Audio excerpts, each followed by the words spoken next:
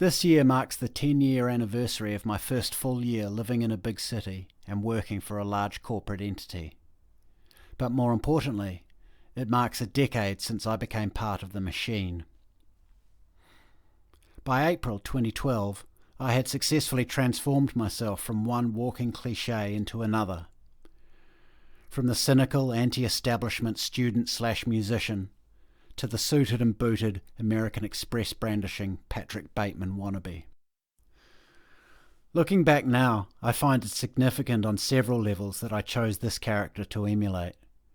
He would soon be replaced by Don Draper, perhaps a more refined, less caustic manifestation of the post-World War II liberal world order, but essentially the same guy.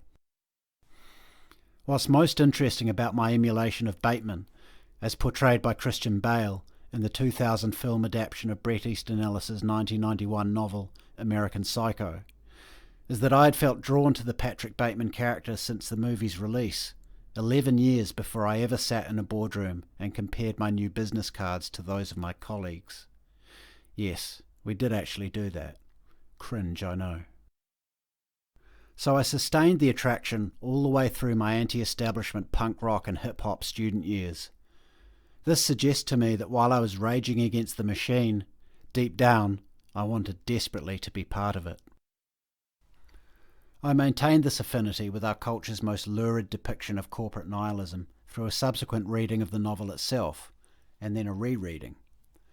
Somewhat disturbing, given that the nature of Bateman in the book is an order of magnitude more repugnant than the film, in which Bale's performance is so off the wall, punctuated with moments of such jocund frivolity, that the whole thing takes on the form of black comedy. Perhaps it's this carnival caricature, so successfully conjured by Bale, that kept me drawn to Patrick Bateman even having read the book. And I should add that I was by no means the only one.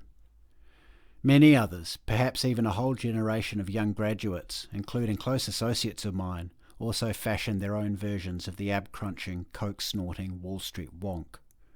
In some cases, far more successfully than I ever did. Speaking on behalf of that generation of lawyers, bankers, accountants and marketers, it was not Bateman's murderous moonlighting that inspired us to dress for success and clamour for reservations at Dorsia. Although who didn't get a secret thrill of satisfaction when he dispatched the insufferable Paul Allen? Part of Bateman's appeal, if we are to be brutally honest, was that dark side, the rage that nests, mostly dormant in so many young men, and which in most cases only ever finds expression within the confines of the mind. And let's not forget that the general literary consensus is that Patrick Bateman's killings were indeed just this, a fantasy born of a sick and corrupted soul, fictional events that juxtapose his utterly banal and pointless existence. The art of literature and film is in the relatable hyperbole, and in this respect, yes, perhaps part of the reason we, the young male professionals of the new millennium, fancied ourselves as scions of Bale's Bateman, is that dim, wretched rage and the dark fantasies it drove. I myself never went for chainsaws and axes, nor do I believe did any of my contemporaries. But herein lies the hyperbole. For which man has not had violent imaginings of one sort or another? And where do these come from? Is it the great chasm in our lives? The void where God, family and community used to be, and where now only exists Instagram, Uber Eats and Netflix? None of these things existed when Easton Ellis was writing his landmark novel. But really, are they so different to the things that filled Patrick Bateman's life? Aside from the existential angst though, what was it that made Bateman such an anti-hero? Why did I try to dress like him, post quotes of his on my Facebook wall, and pronounce any time someone suggested eating out? I'm not going anywhere unless we have a reservation. A quip I still occasionally enjoy using, I must admit. The answer is somewhat of a paradox, and it has taken me many years to work this out. Apart from his obvious socio-economic status, the reason Bateman was such a desirable object of imitation for me was his complete superficiality and indistinguishableness. He was part of the club. He was part of the machine. and the machine likes its cogs to be uniform. In the words of Bateman himself, when his fiancée says to him, "You hate that job anyway, I don't see why you don't just quit," he replies, "Because I want to fit in." This is a core theme in the book and the movie, and Patrick Bateman discusses the concept further as he rhapsodizes about Huey Lewis in the news just before killing Paul Allen, when he acknowledges the pleasures of conformity and the importance of trends, as expressed in the lyrics of Hip to Be Square.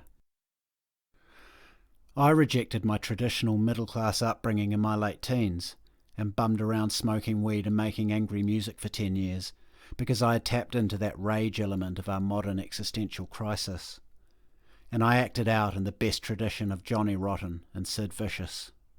But deep down, all those years, I really wanted to fit in. The same held true when I finally did enter the corporate world and got my tailor-made suits and embossed business cards. I hated my job, but I wanted to fit in.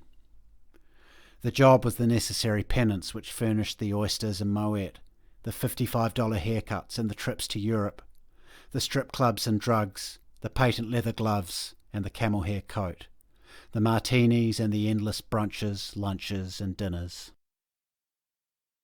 At the time I saw myself as very special, a class act, a brooding creative genius like Don Draper, and indeed, in time, a Gatsby-like figure who threw wild parties and defied conventional expectations. Here again we see the adoption of two more classic depictions of the corrupted American dream. And again, at the heart of both these characters we find a paradox, a desperate need to fit in. I don't believe it's an accident that my corporate journey took me from Patrick Bateman to Don Draper to Jay Gatsby. Like these three men, I presented myself as something shining and enigmatic, but in reality, I was rather unremarkable. Just as prone to alcoholism or tragic lovesickness, just as desperate to escape my past and be something more, equally likely to take advantage of others for my own selfish ends, indeed, just as indistinguishable from my colleagues as Patrick Bateman was from Marcus Halberstram. This actually played itself out in an eerie pastiche of American Psycho. Myself and an ex-colleague were always being confused for one another. People would get in the elevator with me and say, "Hey Sean, how are things?" It seemed logical, because Sean did the exact same thing I did, and he also had a penchant for tailor-made suits and silk pocket squares. Sean and I even went to the same barber, although I had a slightly better haircut. And this, I believe, is much of what these characters are about, and why I and others have invested such time and energy, whether consciously or not, in emulating them. We believe it's because we're aiming for greatness, for status and distinction. What we're really chasing is a form of anonymity, security within the machine. The status we achieve is membership of the club. Whatever it is we are running from or chasing, the machine can provide a haven where these things we seek can be attained. For Dick Whitman to escape the shame of his impoverished past, he had to become Don Draper, literally taking the identity of another man. Even Gatsby, his tremendous charisma and sensitivity notwithstanding, is motivated by the mundane. He too is running from his penniless roots, but he also covets the love of Daisy. To get this, he believes he must become at least as rich and influential as her husband, Tom Buchanan, saying to Tom, "The only respectable thing about you, old sport, is your money. Now I've just as much as you.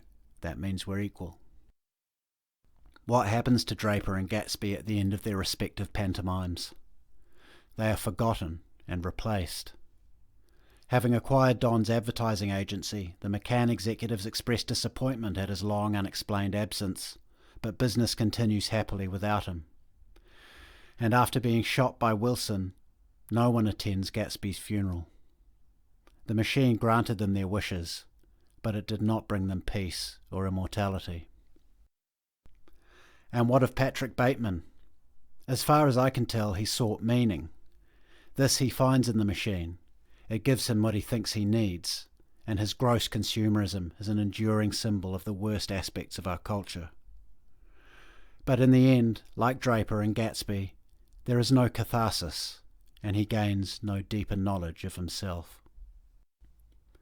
My own journey into the machine brought me to this same desolate precipice, and left me staring into the inky abyss of my own complete lack of originality or purpose.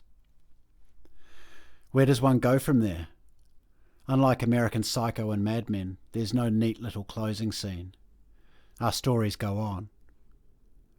I have much more to say about the machine, about the corporate clone world where I once sought meaning.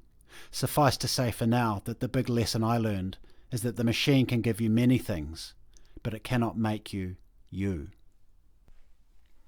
These roles we play, the status we pursue, it's a con. It's set up this way to mould us into what the machine needs us to be. And the one thing the machine must not allow, under any circumstance, is for us to be ourselves. And it does all this so well that even as we're raging against it, 22 and stoned, pretending to be Sid Vicious, in our heart of hearts we actually just want to fit in. Who then does one emulate once in possession of this unsettling knowledge?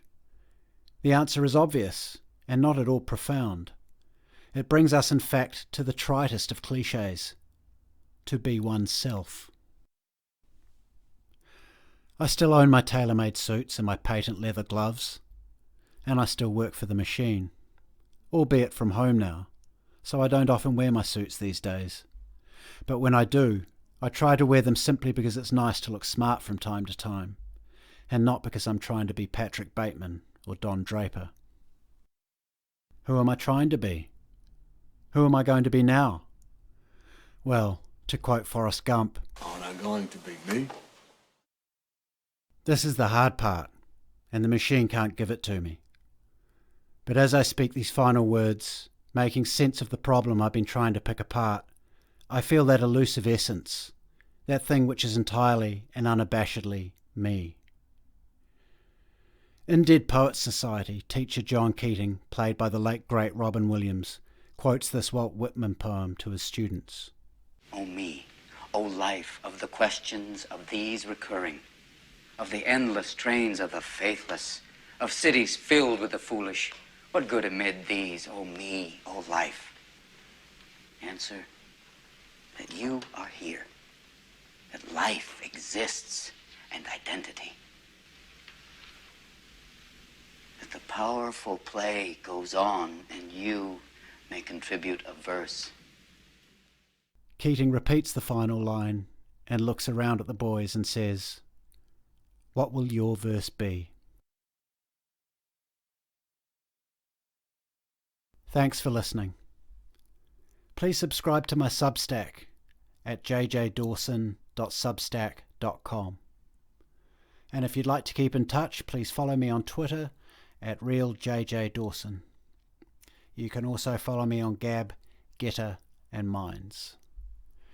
And if you enjoyed this, please do give it a like and share it around, because it really helps me out.